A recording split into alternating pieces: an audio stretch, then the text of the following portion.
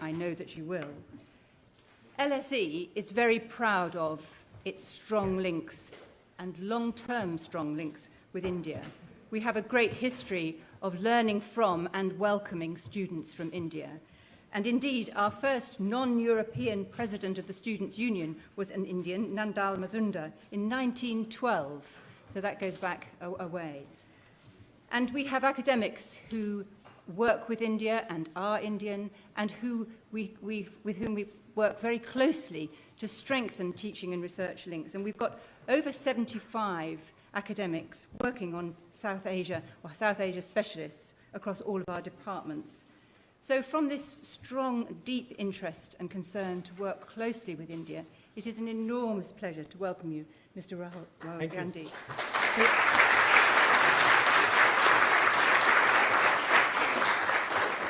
Mr. Gandhi is very, very well known to you all as President of the Congress Party in India, and we are enormously grateful to you for being part of this evening and for being part of an open conversation, which is something we value greatly. Thank you. This event tonight is hosted by the LSE South Asia Centre and the National Indian Student and Alumni Union, NISAU. And so I am personally grateful to Malika Banerjee and to Sanam Arora for the work that they've done to make this evening possible. The Asia Centre is it's a relatively new, starting in 2015, but a very important centre in bringing together the expertise that we have across the university in South Asia. And they've hosted a number of very important and high-profile events. At LSE, we have a very long and strong tradition of fostering open debate. We want to create environments where people can talk about difficult things in a sensible and mature and challenging but constructive fashion. And at a time when the world is facing uncertainty and change and complexity and technological advances and undermining of what might be truth or not truth, it is increasingly important that we have these opportunities to meet in person and talk about, in conversation, some of the difficult issues. So we are enormously pleased to have you here, Mr. Gandhi, for an event of that nature tonight. I am going to hand over to Sanam Arora, who's chair of the National Indian Student and Alumni Union and part of organising tonight. She is also an LSE alumna, and when she was here, she was head of the LSE India Society. So we owe you a great deal, Sanam, and please do come and say a few words. Thank you.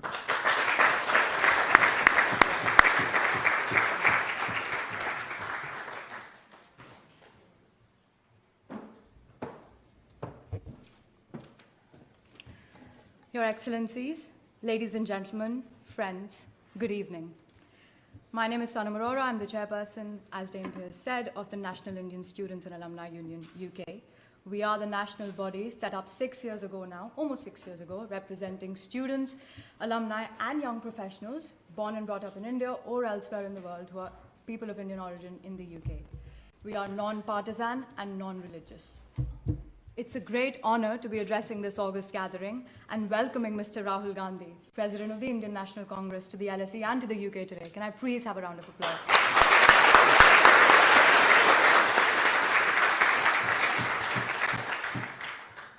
Today is a very special day for us at the NISU because we're launching our annual India-focused town hall, the very first of its kind in the UK, called Perspective.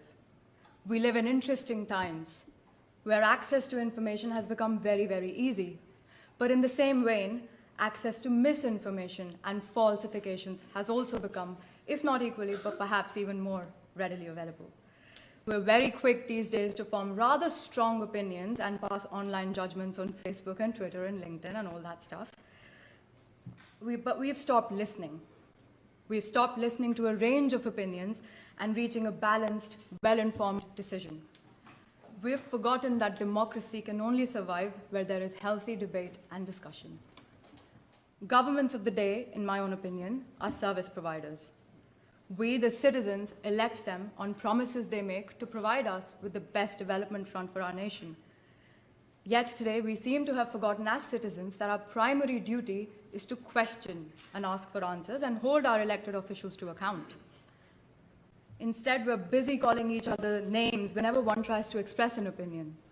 If I present a view that is ideologically right of center, I'm a bhakt. If I press a view that is ideologically left of center, I'm a libtard or an aptard or a prostitute or whatever those maligning terms are.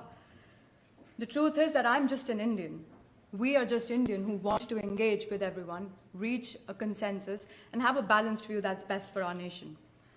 But our ability and desire to make informed decisions is being actively shut down, and we have no one but ourselves to blame for it because we are the ones who are shutting it down. We have become intolerant to voices that don't sound like ours, to thoughts that don't mirror ours. And clouding ourselves in our own bubble of thoughts is a vicious bubble that is removing us from the realities around us, and it distances us from humanity. Sitting in the world's oldest democracy and talking about the world's largest democracy where we belong from, the least we can do is to hold a healthy discussion, debate, and dissent, and meaningful conversation about India.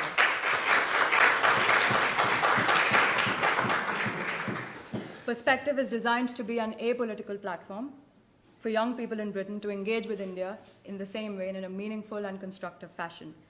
At our last Perspective event, we hosted 13 cross-party student politicians, including ABVP, NSUI, and many regional parties. On International Yoga Day, we hosted Swami Ramdev. And today, a bit late, but we were only able to get these days to celebrate India's Independence Day. We are here and delighted to have Mr. Gandhi inaugurate our annual India Perspective Town Hall. After all, debate is the highest form of patriotism, as is dissent. Mr. Gandhi, you'll be pleased to know that students have traveled the length and breadth of the UK to join us tonight, including from Oxford, Cambridge, Warwick, Manchester, Nottingham, Sussex, and all the London universities. We leave you now in the most appropriate hands of Dr. Mukulika Banerjee. Dr. Banerjee is the inaugural director of the South Asia Center at the LSE and associate professor in social anthropology. She joined LSE in 2009, prior to which she taught at the UCL in Oxford, where she also completed her PhD. Her books include The Pathan Unarmed on the anti-colonial non-violent movement among Pashtuns. She has also authored The Sari and edited a volume, Muslim Portraits on Ordinary Muslim Lives in India. Her most recent book, quite interestingly, is Why India Votes, which explores why India has such consistently high voter turnouts. She's currently completing another monograph called Cultivating Democracy to deepen our understanding of how ideas about popular participation and an ethics of civility and citizenship, which are key ideas associated with a democratic ethic, take root in India. She has a wide-angled interest in the cultural meanings of democracy in South Asia, especially India, and is the most appropriate person to speak to Mr. Gandhi this evening. Finally, we're requesting all Indians and Indian students, everyone here really, to spare as little as £2 for our friends and family in Kerala. The National Indian Students and Alumni Union is fundraising. Our friends and family need us. So even if every single Indian student was to donate as little as £2, there'll be a lot of help back home. Have a good evening. Thank you.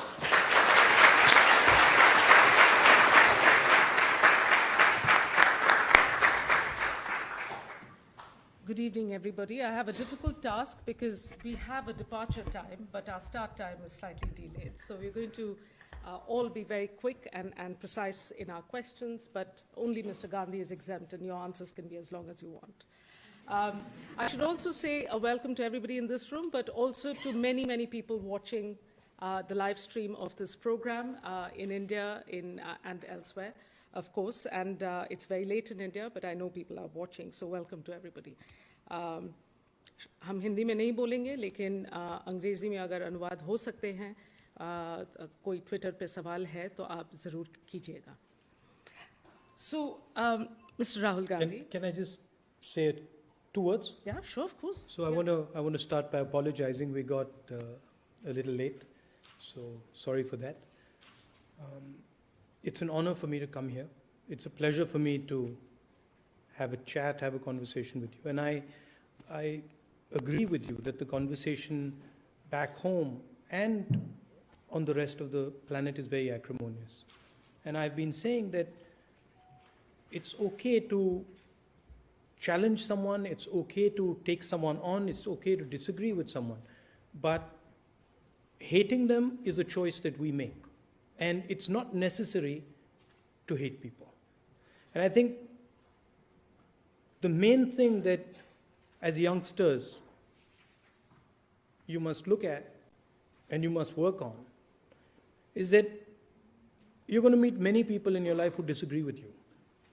And they disagree with you because they come from a different place that you come from, a different perspective that you come from, a different set of ideas surround them than surround you. And the starting point, a very good starting point, is to try and look at the world from their perspective. Very often, and when I was your age, my starting point was how I viewed the world. And as far as I was concerned, I understood the world and everybody else didn't quite get it like we did. And then when you go into details, you find that actually perspectives that you might not agree with are valuable. They exist because of certain circumstances the other person is undergoing. And there is always a conversation possible. And I think that's something that has to be done in the 21st century. We can't afford to have the type of wars that we had 50, 60, 70 years ago, 100 years ago, because we would basically destroy the planet. So there are certain trajectories that are building up. You can see in the foreign affairs space, you can see the United States, you can see Western Europe, you can see a rising China, and you can see the foundations of a potential conflict. And it's playing out everywhere. If you look carefully, that conflict is already operating. And I think India, with our non-violent ideas, with our complexity, with our ability to show compassion to people we don't agree with, which is embedded in our culture, in our history, I think we have a role to play. And I said today at one of my earlier lectures, somebody asked me, is India on this side or on that side?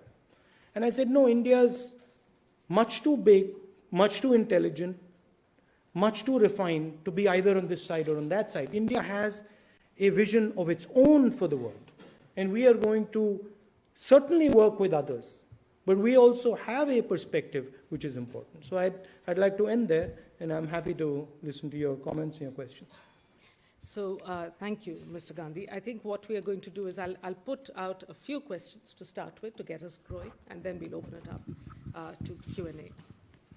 So the first thing I wanted to say, really not on my behalf, but on behalf of I know many people here, your critics, there is a held view that you've had a very long probation in politics. You've taken your time, and you have finally been elected President of the Indian National Congress. What do you bring to the job along with the family name? I think a couple of things. One is that I've been through a certain degree of violence. I've seen violence up close. I've had family members killed, and I understand how violence works and why violence is destructive. And it's a small thing to say, but I think those experiences have made me a compassionate person, a person who understands that violence hurts people. So I have a tendency to reach out and listen, and I think that's, in my work, it's a very useful thing.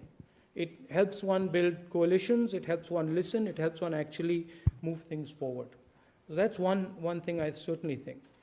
The other thing is that, frankly, 15 years in politics is a serious amount of experience. And I've taken the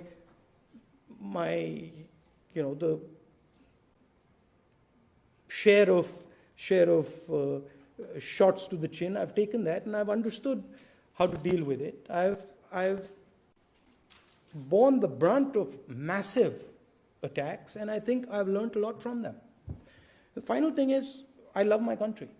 And I love my country, and I feel deeply for people in my country who are weak, who are bullied, who are beaten up.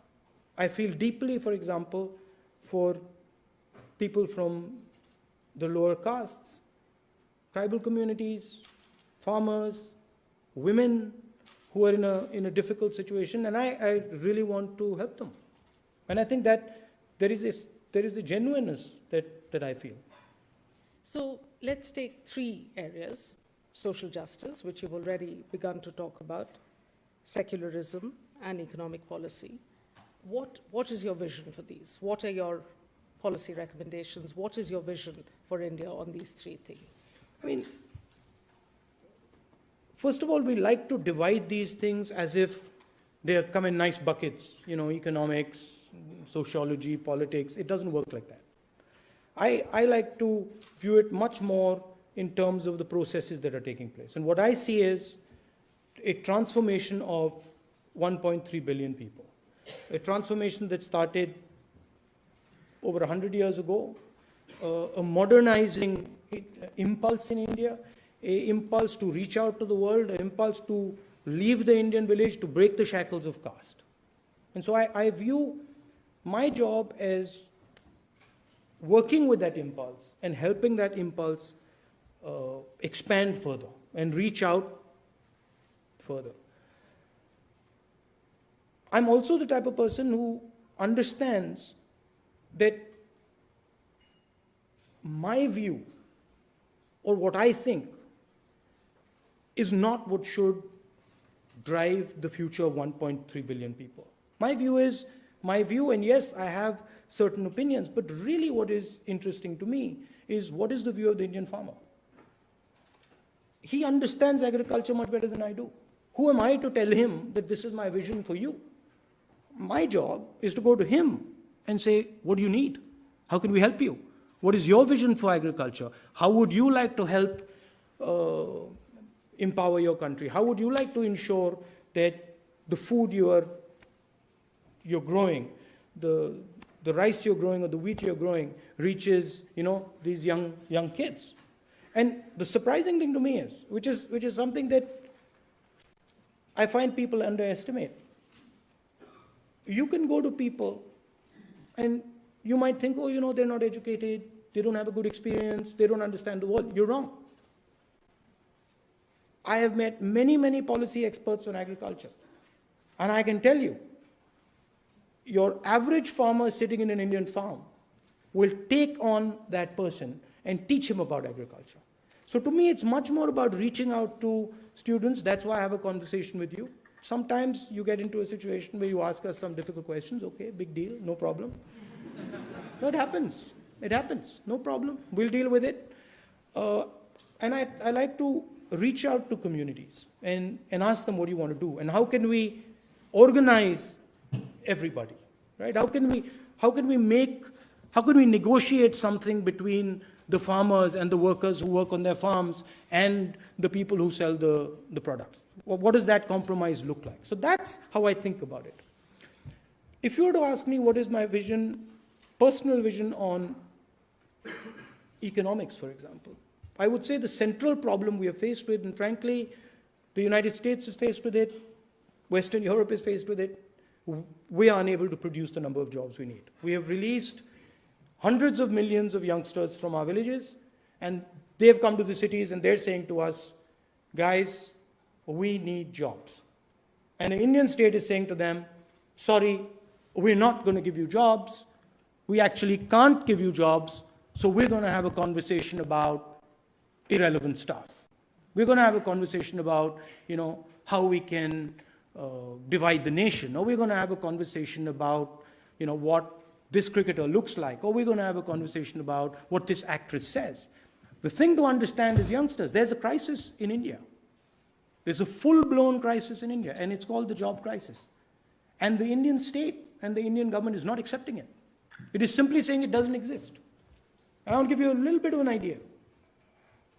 50,000 jobs every 24 hours in China. 450 jobs in 24 hours in India. That's a catastrophe. Okay, so how are you going to develop these jobs? These jobs are going to come from a couple of places. They're going to come from small and medium businesses. They're going to come from revitalizing, re-energizing agriculture, connecting the farm to the table or to your dining rooms. They're going to come from infrastructure, construction of low-cost houses. That's where they're going to come from. But you have to organize people to say, okay, the first thing you got to do is you got to explain to people there's a problem. In the 60s and 70s, there was a problem in India. It was called food security. And India said, okay, there is a problem, we got to solve it. And then the attention of India moved to solving that problem, and then it got solved. And I'm very confident that this job problem can be solved. But India has to first accept that there is a problem. On stuff like sort of social justice, I think pushing democracy further, protecting our institutions, making sure that people's voice guides institutions, making sure that women can come into all our institutions. Those are the type of things that I would push forward. But again, I'm much more interested, frankly, in what the stakeholders of India are interested in. And I see myself, you use the word enabler, service provider. I view government as enablers. India has a tremendous amount of energy. Our job is to put that energy together and make it productive. Sorry, that was long. No, that's fine. On agriculture, I mean, the UPA government commissioned and got the MS Swaminathan report, right, in January 2007. Would you implement it? I mean, that was listening to the farmers. It's there on the table. It's available. The farmers want it. There are a couple things about the agricultural sector. One, pretty much anybody will tell you that your average Indian farmer simply doesn't make enough money to survive. Yeah. So there is a economic problem in the Indian farm. And that problem requires two or three things. It requires support. So it requires, in the crudest terms, it requires MSP. It requires a minimum support price. It requires a sensitive touch when there's a flood or when it rains too little or when there's a hailstorm, the government reaches out and says, listen, we're going to protect you. It requires sometimes farm loan waiver. When you have drought after drought, your farmers are in debt, you might need to help them out. So there is a support element that is very important. And then there is also a productivity element that is important. How do we change habits? How do we inject technology into the farm? And yes, a lot of these things are in the report. And I think it would be our endeavor to support the farmer as much as possible. See, at the end of it, it's a very simple thing. If you go to the Indian farmer today and say, listen, do you feel supported by the Indian government? The answer is no. Hindi में नियत की बात होती है. अगर नियत साफ होती है वो समझ जाता है. Sorry, do Hindi. अगर नियत साफ होती है तो समझ जाता है. If the intention is right, if the feeling is right, the person understands. So a lot of politics is about that. Do you actually believe that Indian agriculture is something that supports India, builds India, projects Indian power? Or do you believe that Indian agriculture is a drain? The current government believes that Indian agriculture can be replaced. When you speak to them, their conversation is, well, you know what, if our farmer can't grow the wheat, we can buy the wheat from elsewhere. But that's not the only role of the Indian farmer. The Indian farmer is integrated in our society. He does much more than just grow wheat. He is a deep element of our society, and it's our duty to help him and protect him. Thank you. You didn't talk about secularism, but I'm sure it'll come up in questions later. I can if you want. Let's do it. You're the boss. What would you like me to say about that? Well, your vision on that issue, and it is... You know, important. again, there are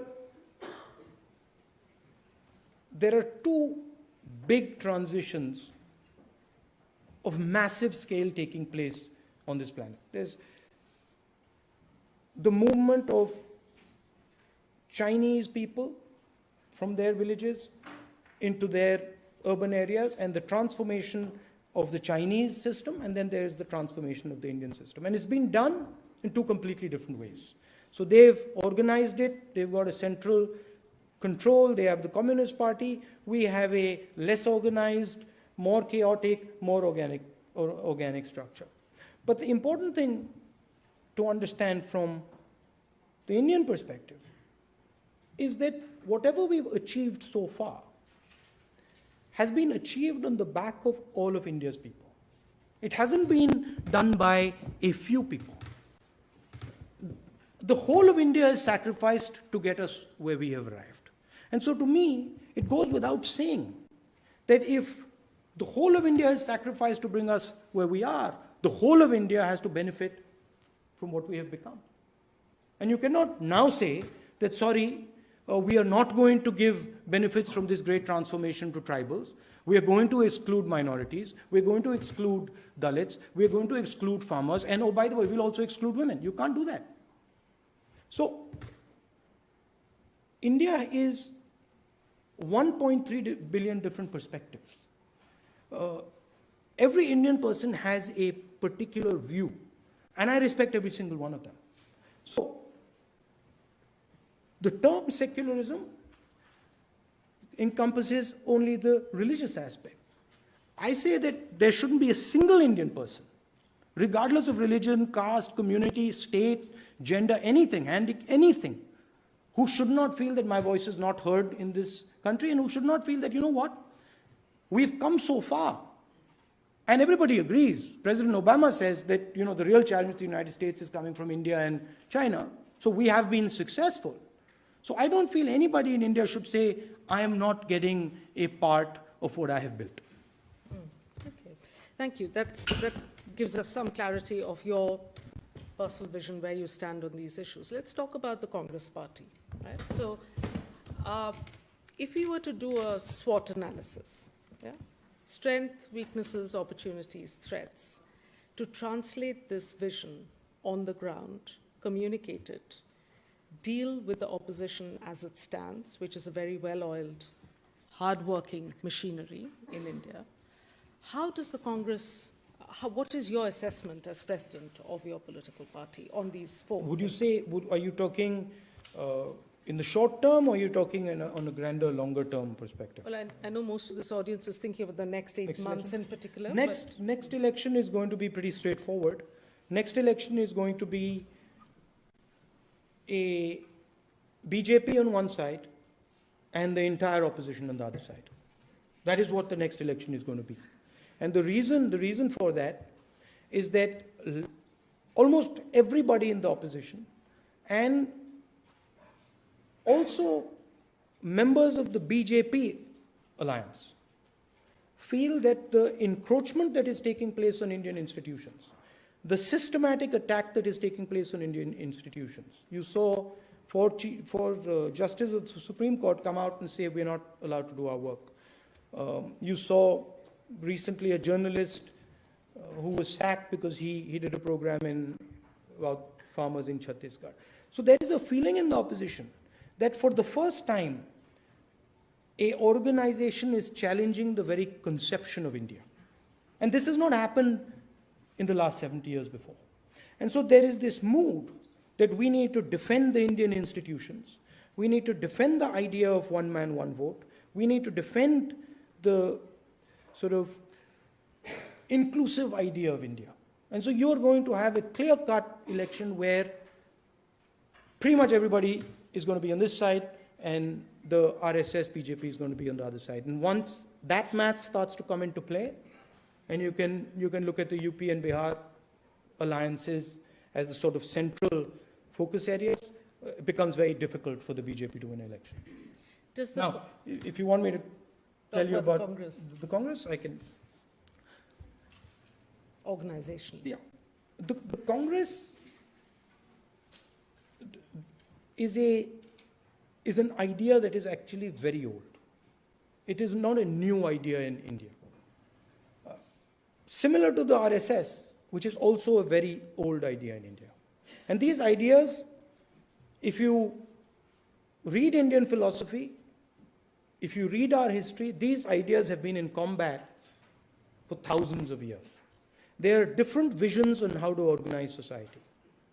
The RSS vision of how to organize a society is a top-to-bottom hierarchy where knowledge is centralized. And the Congress vision of organizing India is a decentralized structure where knowledge is available with everybody and you try to reduce the hierarchy. That's the basic fight. So the Congress has this idea embedded very deep inside it. When you talk to Congress workers, when you talk to Congress leaders, and you scratch the surface, you find this idea. You find non-violence inside them. They struggle in the environment. They struggle to bring it out because the environment is aggressive. There's a lot of pushback. But that idea is deep inside Congress workers, Congress leaders. So that's a huge strength. Weakness is that the Congress is not able to express that idea effectively to people. So when people outside the Congress look at the Congress, they struggle to see that idea clearly. See, when you look at the BJP, or even I look at the BJP and the RSS, it's very clear what they're saying. There's no confusion. And that's because the RSS has spent a certain amount of time working on that idea. Gandhiji used to do that for us. The big leaders of the freedom struggle used to do that for us. And that's where the Congress party has not sort of kept pace. But the good news is that the idea is in the Congress. And the idea is in many, many, many, many Indians. See, and the idea manifests. So, for example, when you see a strong person beating up a small person, a weak person, a woman on the street, something comes out inside you. You feel this sense of protection.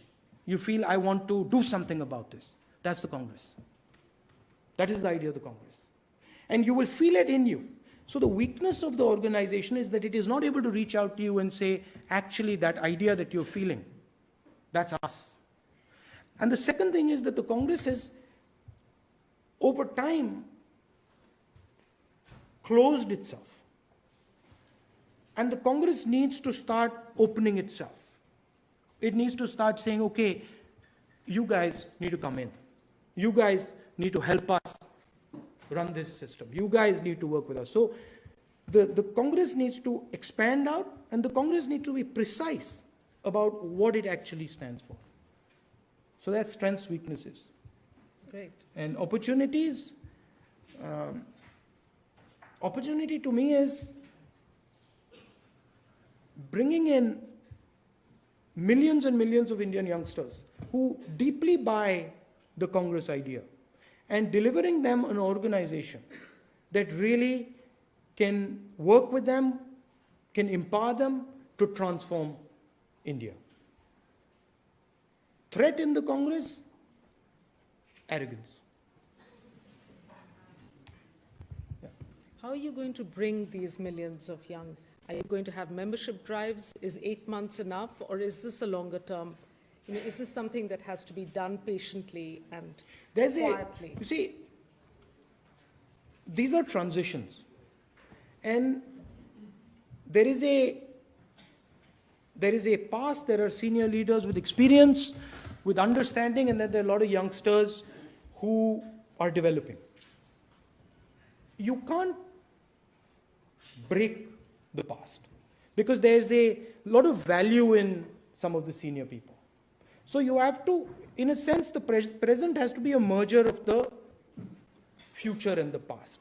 And that's That's really why the Congress ran into trouble in 2014, because we found that there was a internal fight taking place between the older generation and the younger generation. And a lot of the work that we've done now is to try and bring them together successfully. So you can see, for example, in Rajasthan, a Sachin pilot working with Mr. Ashok Gehlot, or you can see in Madhya Pradesh or in Maharashtra, you can see this taking shape. But see, I don't view the Congress as purely an organization. To me, the Congress it's yours. Gandhiji used to use the word trusteeship. I like that word. This is your organization. And the tragedy is that you can't easily come into this organization. And I spend a lot of my time, and I get a lot of beating for it, pain for it, in trying to bridge this gap. But realize that this is your instrument. It is the most powerful instrument. Today I went to the Houses of Parliament. And, in one of the speeches, the gentleman said, it hit me. I hadn't really thought of it like that. The gentleman said, this is the room in the British Parliament from where India used to be run. I frankly was speechless. I'd never conceptualized that my country could be run from a room in another country. How can that be? But that's the reality. And the organization and the idea that fought the superpower and beat them and allowed me today to go to that room and say, actually, it's quite interesting that there are 10, 12 Indian MPs who are helping run Britain from the very same room. I mean,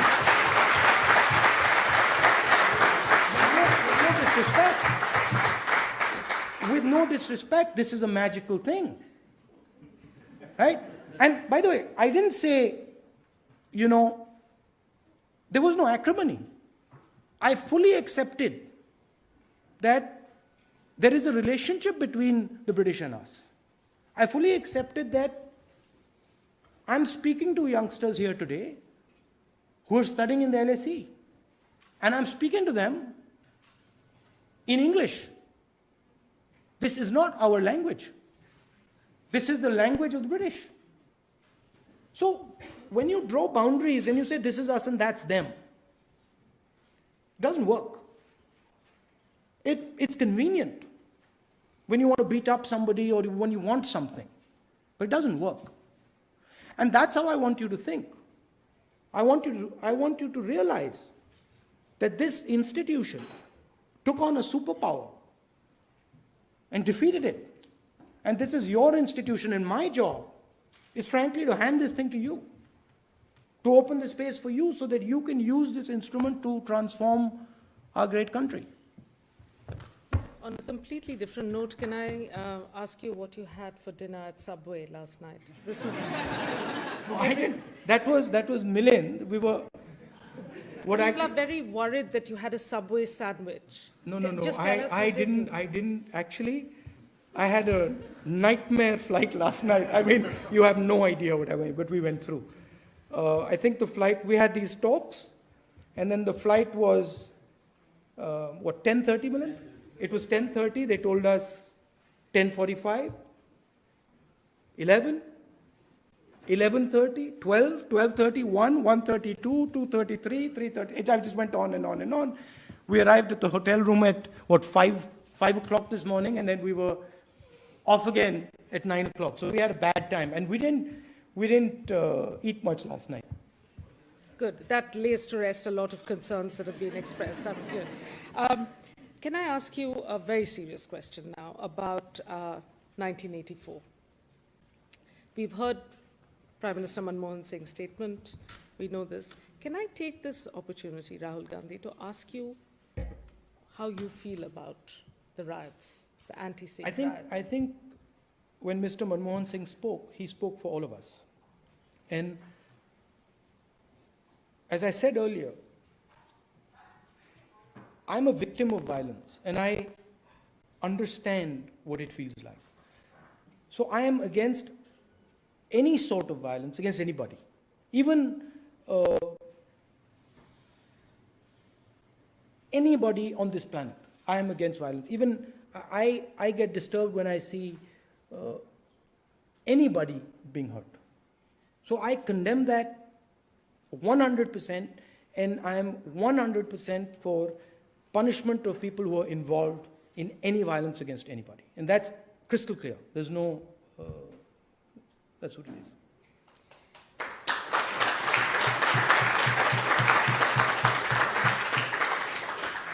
Okay, I saw,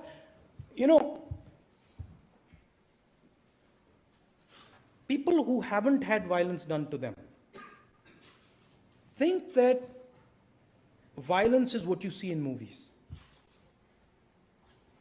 That's not what it is. I've seen people who I loved very much being killed. I've also seen the person who killed my father being killed. And I can say that when I saw Mr. Prabhakaran lying on the beaches in Jaffna, and when I saw him being humiliated the way he was being humiliated, because that's what was happening, I felt sorry for him because I saw my father in his place. And I felt sorry for him because I saw his children in my place. So when you've been hit by violence, and when you understand it, it has a completely different impact on you. Most people don't actually understand violence. Your average person doesn't understand violence. It's a horrible thing. It's an absolutely horrible thing, and I don't wish it on anybody. And I think the critical thing that people will want to know is that your personal vision, which is very important, and you've been very good at explaining it, then becomes part of how Congress manages it. On the streets, in riots, where it stands on the communal question, where it has been complicit in the past. It doesn't have a very, spotless record. And that's what, basically, if I'm reading you correct, you're saying under your trusteeship, your stewardship of the Congress, you cannot be president of a political party that will be party to that kind of violence? I mean, no question. Absolutely not. I mean, there's no question at all. Because the essence of my party, the essence of our ideology is non-violence. Final question for me. 2019, because I know, again, it's on everyone's minds. Have you thought through a criteria of how a candidate for the Prime Minister's job will be chosen in this coalition that you described earlier? If the Congress doesn't win a majority, and if it does, are there criteria? Have you given it some thought? What we're defending is the onslaught on the Indian Constitution. What we see as an onslaught on the Indian Constitution and Indian institutions. And me and the entire opposition sees it as defending the nature of the Indian state. So we have agreed that our first priority is to defeat the BJP and stop this encroachment on the institutional space of India. Stop the poison that is being spread. Stop the division that is taking place. Once the election is over, all those conversations can be had. But we are not going to have those conversations until we have done the first stage, which is to remove the BJP from power. That is the nature of the conversation. Okay. And you're going to agree to a common minimum program? We are actually constructing a manifesto within the Congress at the state level and at the national level, where we are looking into a lot of the ideas we discussed, meeting many people, talking to stakeholders, farmers, others. We're also talking to the allies on what that framework would look like. So potentially we would have a structure that we go to the Indian people with, a common minimum structure. And the other thing is that there are some parties that are not now aligned with the BJP. They were earlier aligned with the BJP, and they're not now aligned with the BJP. And that's another thing I want to make clear. I see this as an ideological battle. So we're not going to make alliances with anybody who is ideologically not on our platform. We will work with people who are ideologically on our platform, but we will not work with somebody who's not ideologically on our platform. Okay. So, okay, now thank you very much for that. And I'll take questions from the floor. It will be only students who can ask questions. Stewards will come to you with a microphone, so please introduce yourself and your university. Please keep your questions brief, and let's conduct this in a civilized fashion. So let's start with the lady at the back in glasses, third row from the back. Please, thank you.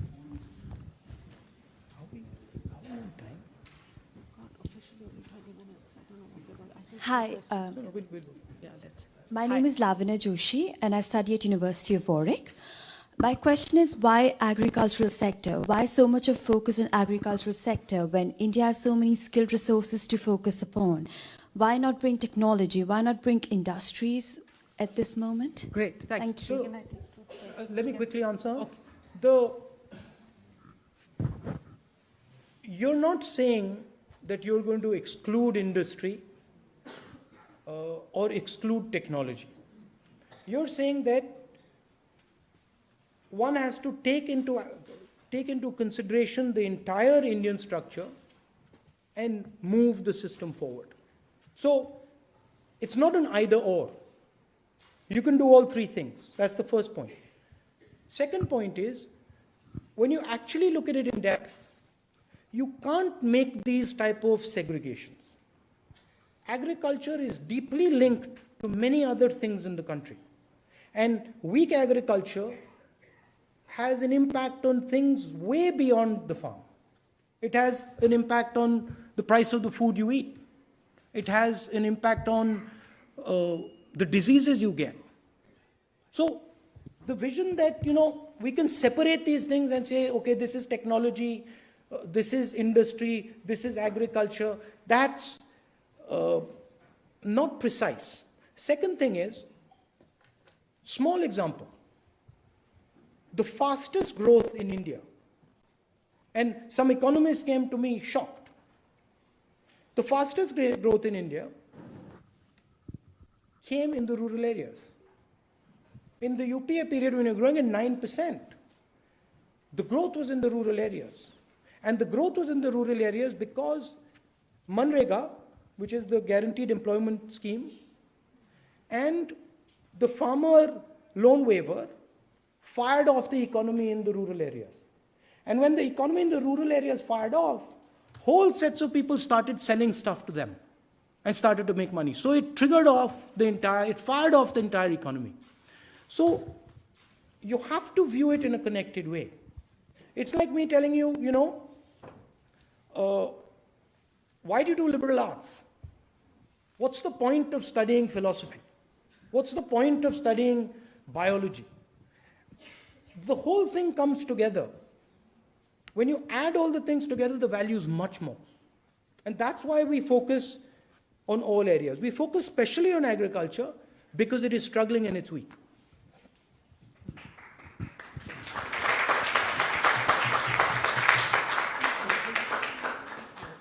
Thank you, Mr. Gandhi. My name's Tom Wilkinson. I'm a PhD student here at the LSE. And I wanted to ask you... Do you mind standing up, Tom? Oh, yeah, of so you can course, see? yeah. Can I walk around a bit? Yeah, sure, of course. Hello there. Do we have a hand mic? a spare microphone? So yeah, my question is, as somebody who is from a great political family and now finds himself in the position that you find yourself, leading the Indian National Congress, how do you understand dynastic politics in India? How do you make sense of dynastic politics in India? And could you answer specifically with regards to your rise to the top? And my second question No, is... you're not allowed a second question. Okay, no Thank second question. Okay, that's fine. Thank you. I come from a particular family, and that certainly helps people identify you and helps you enter the political system. But then I'm an elected person. I have fought 3 elections, democratically elected. So the term dynasty is not precise, because I'm actually elected. Thank you. Yeah, so I think the important thing is that I operate in a democracy and I work with people. I get attacked by the opposition. I take the punches. I learn. I react. And I think if you listen to me, you will get a sense that I have thought about some of these things in detail, and that I have learned quite a lot from my experience over the last 15 years about the type of things that need to be done in our country. So I think the most important thing is what you actually bring to the table, how you listen, how you think about things, and that's a judgment that you have to make after listening to me.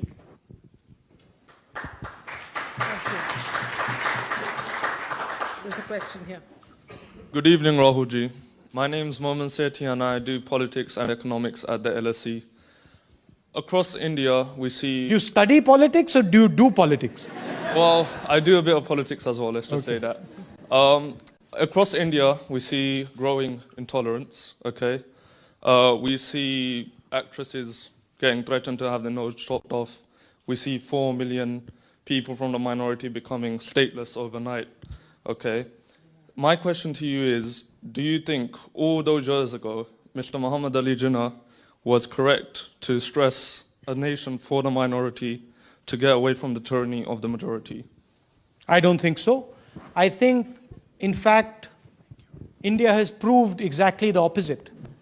If you look at our history over the last 70 years, we've had more Muslim people than Pakistan, and frankly, we've had a more democratic country, a more open country, a country that listens and embraces its people more effectively.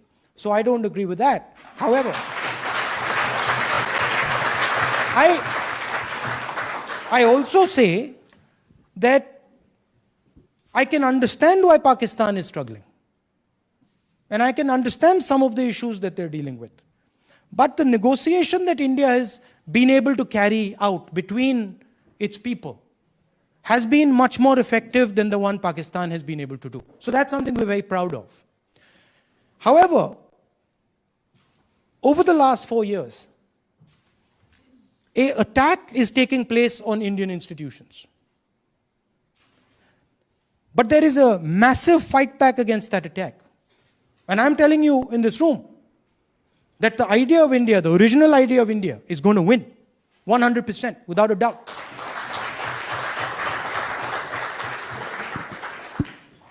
Mr. Gandhi? Yeah. Apparently you're not on camera. If you stand Okay, up. I'm So sorry. It's I sit down again. sorry, I know It's sort of... but you can stretch your legs. Sorry. sit down. No, Maybe you can I didn't realize that. I'm sorry. You can walk when they're asking the question and sit down. Okay, to I can answer walk it. while they're asking the question. Hi, I'm Dhruva Mathur from the LSE. My question to you is that in a lot of democracies, independent regulators such as the Election Commission, the Central Bank Governor, they're all appointed by the Parliament. In fact, L.K. Advani ji in 2012 has suggested a similar system for India for the Chief Election Commissioner. What is your party's stand on this? And would you consider having it as part of your 2019 agenda? Thank you. Come and sit. Sorry. Sorry. See what is happening. Have you noticed Have you noticed the level of debate in the Indian Parliament? Are you proud of it? You can answer, don't feel shy. How many of you in this room are proud of the debate in the Indian Parliament? You see? Now, why is the debate in the Indian Parliament of such low quality? Why do you think you have hundreds of experienced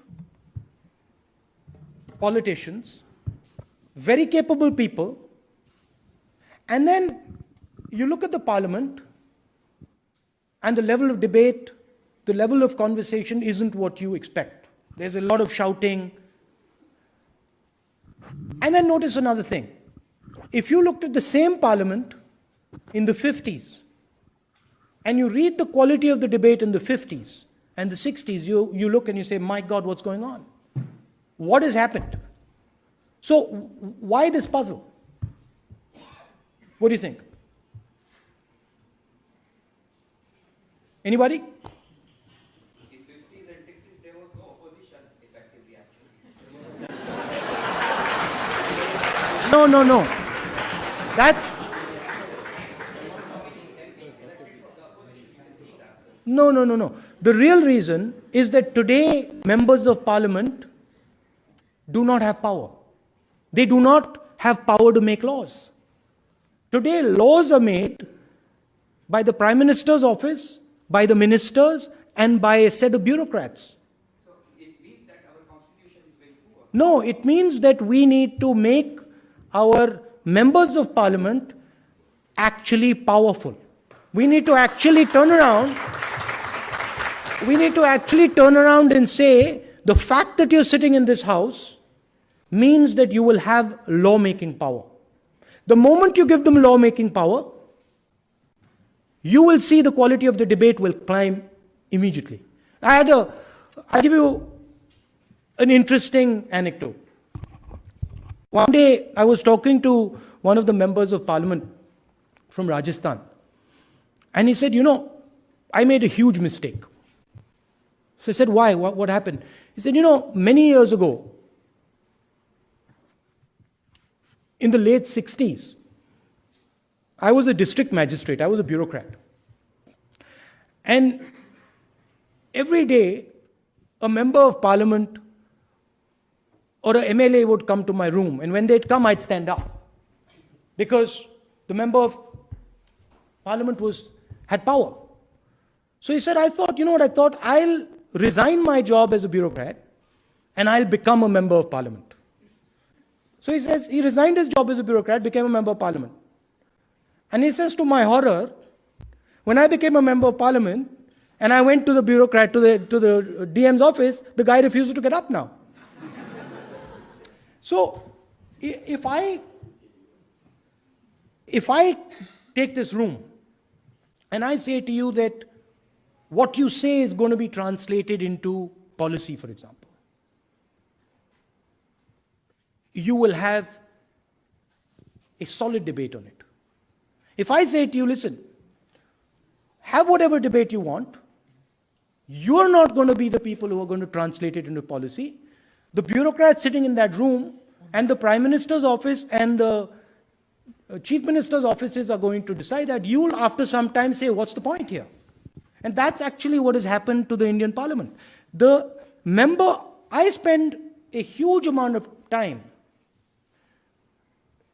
doing the job of a Pradhan. I'm involved in helping conceptualize roads in my constituency. But the actual job of a member of Parliament is to make laws. And Indian members of Parliament today are not actively involved in the process of lawmaking. That's why you don't see a discussion. So, coming back to your point, you can do what you said, but it means nothing unless you empower the MPs and the MLAs sitting inside the Houses of Parliament and the Houses of Legislative Assembly. So that's really the challenge. Okay. Your team says, Milind says 5 minutes. In We which can case, take a couple more questions. So can I take two together, yeah, please? please. And the lady here first, and then the gentleman at the back. Can I just say that I have no idea, I can't tell your faces from here. If I pick LSE students over others, it's entirely coincidental. So please, I have no idea. Please, go ahead. Good evening, Mr. Rahul. My name is Nusrat Lashkar, and I'm a management student at LSE. Student at LSE. My question to you today is, if you're given a chance to become the Prime Minister of India, what will be your plans in terms of empowering the youth? Empowering women, Empowering the youth. the youth. Yeah. Okay, let's take another question at the back.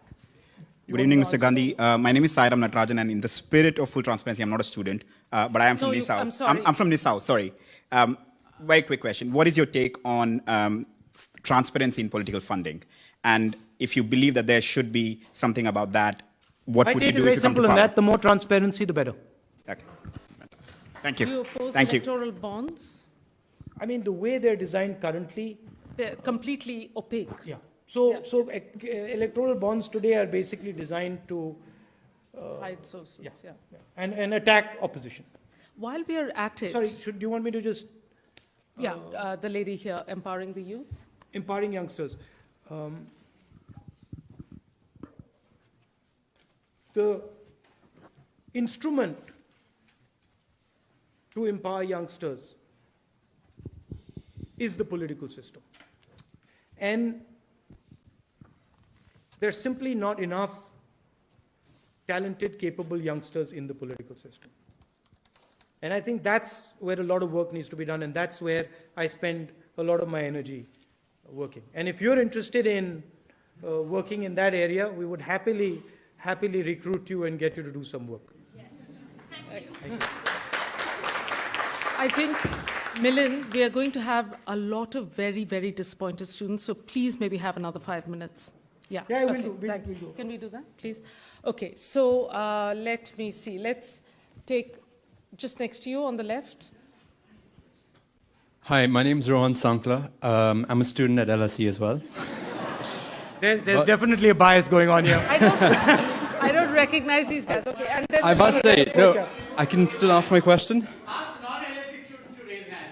Okay, yeah, that's Can I fair. finish my question, though? That's fair. That's fair.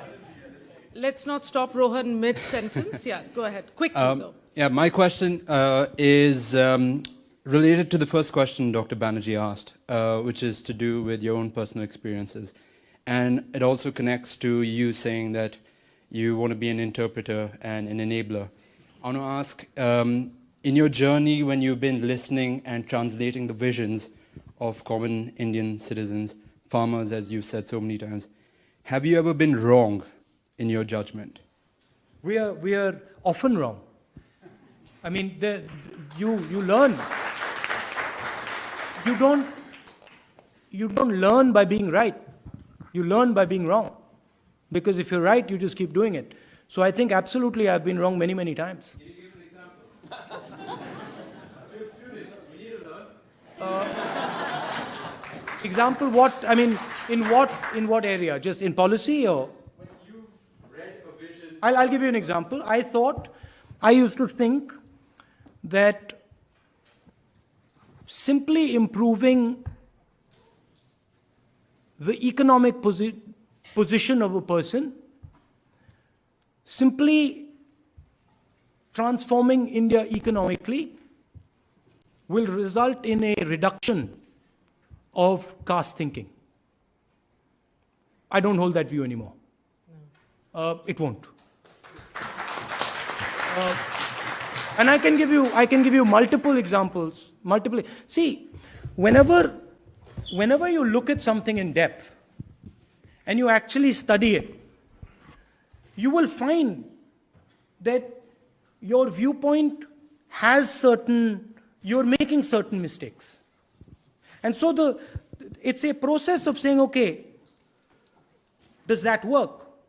Yes, it does. No, it doesn't. Okay, then what works? So it's a constant process that you're doing. And if you are taking away, or if I take away the fact that I can never be wrong, then basically what I'm saying is, then I'm not human. Right? Because it is human to be wrong. So absolutely we do that all the time. I'm sure. Do you do that? Oh yeah, I'm wrong too often. Yeah. Okay, let's take two final questions. We'll take... I'll tell you another thing. No, sorry. That's fine. I'll tell you another very strong example.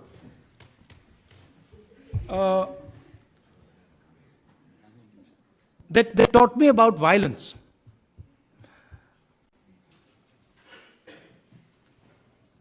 One gentleman came to see me,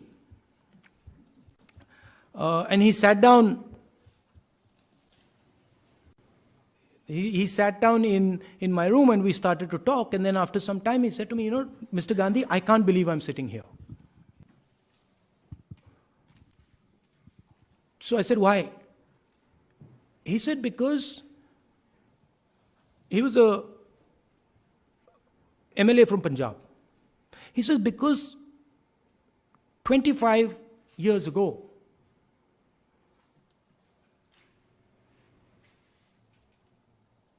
I would have killed you. But today I'm sitting here talking to you. He was in Punjab, he was involved in militancy. And I realized that day that the power of a conversation. Most times you hate somebody. And most times somebody hates you, they're misunderstanding you. And if you go deep enough, you'll find that. There is, people are genuinely nice. That's what I believe. I don't believe people are evil. Right? And so the extent of it sometimes surprises me. How much power a conversation actually has in turning a perspective. Okay, final question, I think. Okay, brilliant. Thank you, Mr. Gandhi. Over here. Hi, my name is Ranjit Rathore, and I'm the president at Brunel Students Union. So I became the first international student to ever become the president of Brunel Students Union. And thank you. You're not a politician then. Am I? And a couple of months ago, I was the youngest Indian to win the Bharat Gaurav Award. Wow. That is my introduction. And my question is, since you talked about Rajasthan a lot, I come from Rajasthan, and my question is, in a couple of months' time, there is election in Rajasthan. So what is Congress Party's strategy, vision moving forward for Rajasthan? Thank you. You'll have to ask that to Sachin and Mr. Ashok Gehlot for the details. But there are some interesting ideas that we had carried out in Rajasthan on healthcare when we were in government, on providing free medicines and constructing a healthcare system that effectively reaches poor people. So that's something that we are looking at in a comprehensive way. And I think that's something that is interesting for the whole country. And I think healthcare is something that can be the next revolution in India. We're also looking at small and medium industries in Rajasthan and how we can empower them and start to create jobs. There is now that corridor that is being constructed. So we are thinking along supporting small and medium industries, developing the healthcare system, making it slightly easier for the young urban Rajasthani from a healthcare perspective, from an education perspective. There's a student there, his arm's going to fall off if I don't.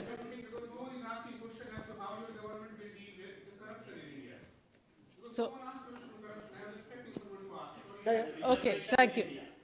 Maybe this is why when you ask students, the concerns are different. Maybe they want to ask about other things. No, I can answer that if you want. If you like, I can answer that. No problem. Okay. I answer everybody. I don't hide. I don't hide.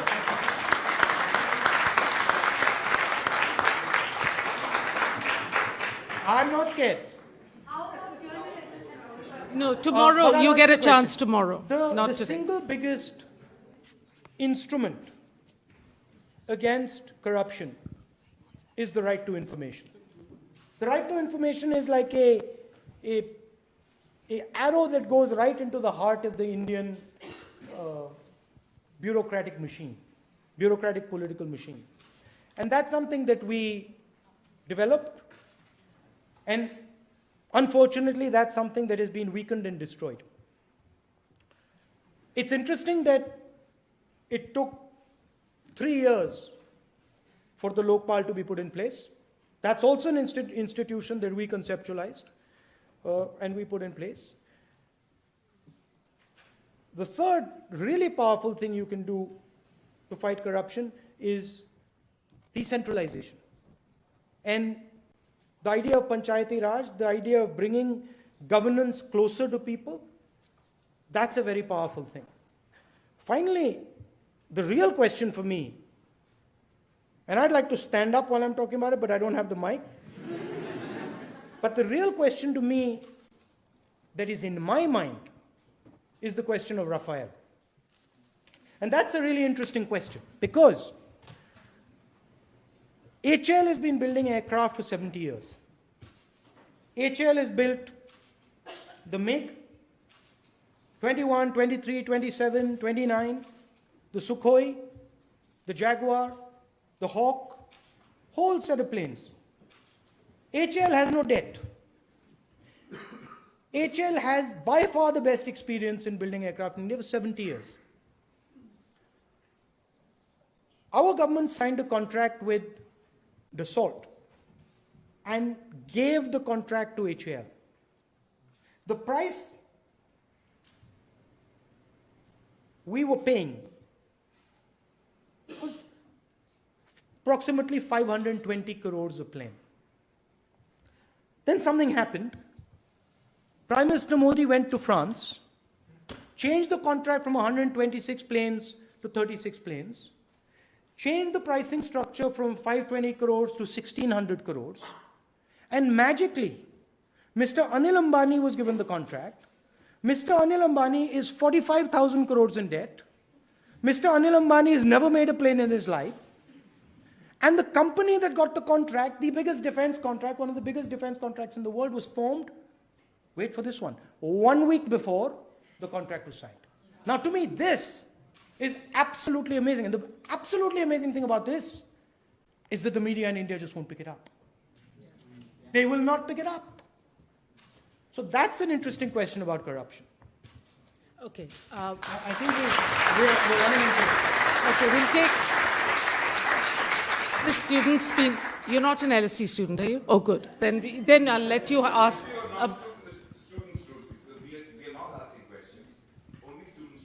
He is only. You're a student? Yes, I'm a student. Where are you a student? King's. Okay. Go ahead. Good evening, Mr. Gandhi. I'm Shaurya Vik. In London or in Cambridge? London. Yeah, they're across the road. Yeah. So I'm the Vice President at King's College London Students' Union, and I'm also the first Indian international to be in this position.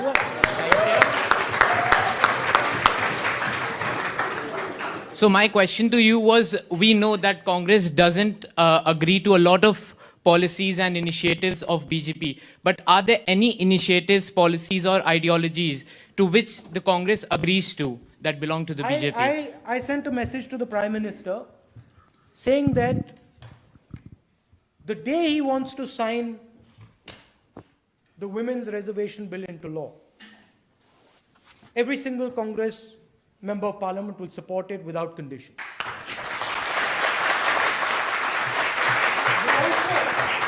We also told the Prime Minister, when the discussion about GST was on, that we are happy to cooperate with you on developing a GST that works.